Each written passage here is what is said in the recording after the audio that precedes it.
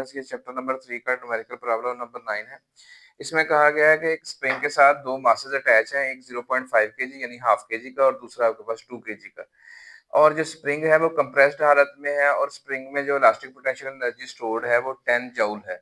अब वो पूछ ये रहा है कि जब हम इसको छोड़ेंगे, ठीक है, तो इस जब हम इसको छोड़ेंगे तो जाहिर सी बात है एक मास जो है वो इधर को मूव करेगा, एक और मास जो है वो उधर को मूव करेगा।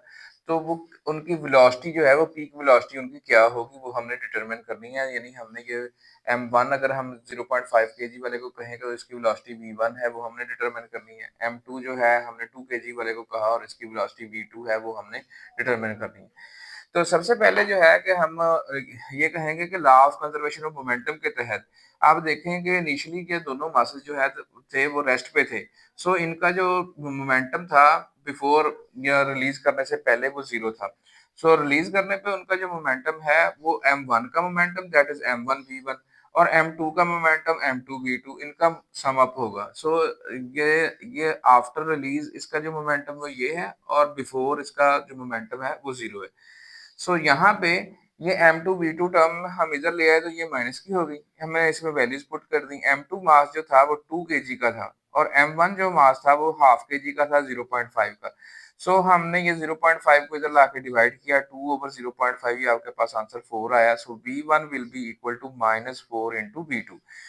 अच्छा, अब चलते हैं हम इस बात की तरफ कि जब हम इसको रिलीज करेंगे ना तो ये जो इलास्टिक पोटेंशियल एनर्जी है ये कन्वर्ट होगी आपके पास काइनेटिक एनर्जी में। अच्छा, अब ये यकदम से सारी नहीं कन्वर्ट हो जाएगी, ठीक है। असल में जब स्प्रिंग अपनी नॉर्मल हालत पे आएगा ना उस टाइम पे सारी की सारी इलास्टिक पोटेंशियल एनर्जी इसकी काइनेटिक एनर्जी में कन्वर्ट हो जाएगी।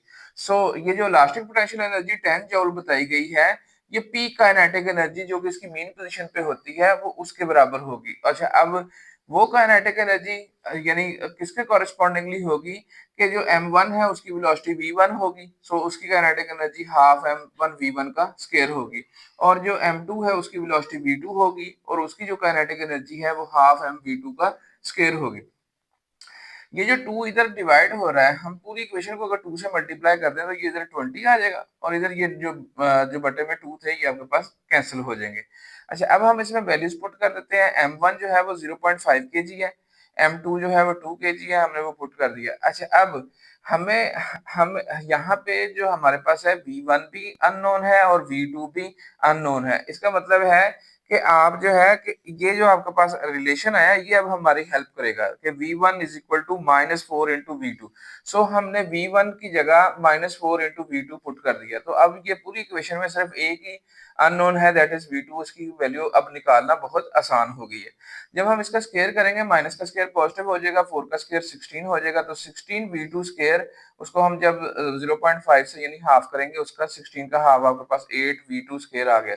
अच्छा, अब ये आपके पास है 2v2 स्क्वायर, आपके पास ये आ गया 10v2 स्क्वायर। सो 10v2 का स्क्वायर जो है वो 20 के इक्वल है। सो v2 का स्क्वायर इसका मतलब 2 के इक्वल है। सो v2 हमने फाइंड करनी है तो इसका स्क्वायर रूट ले लें तो वह आपके पास जो है ये वेलोसिटी आ गई 1.4 मीटर पर सेकंड। ये किसकी वेलोसिटी है? जो आपके पास 2 केजी मास था उसकी जो वेलोसिटी थी हमने उसको v2 कहा था। तो ये हमने डिटरमिन कर ली, ये आपके पास आ रही है 1.4 मीटर पर सेकंड। अच्छा, अब ये जो v1 वेलोसिटी है ये v2 वेलोसिटी जब आपने फाइंड कर ली है तो इसमें v2 वेलोसिटी पुट करेंगे तो आपके पास फौरन से v1 वेलोसिटी आ जाएगी। तो v1 velocity is equal to -4 into v2। v2 की v2 जो वेलोसिटी है वो 1.4 मीटर पर सेकंड है, वो हमने पुट किया, आपके पास आंसर आ रहा है -5.6 मीटर पर सेकंड। अब ये माइनस हमें ये शो कर रहा है कि m2 इस तरफ जाएगा तो m1 जो है वो उसके ऑपोजिट जाएगा। सो ये ऑपोजिट जाएगा, इसकी वेलोसिटी जो है वो आपके पास इसलिए माइनस में आ रही है और ये आ रही है 5.6 मीटर पर सेकंड। अब ये देखें कि ये जो m1 मास था ये इस 2 केजी के मुकाबले में 4 टाइम्स लेस था, ठीक है। ये 2 केजी था, ये 0.5 केजी था, तो ये m1 4 टाइम्स लेस था।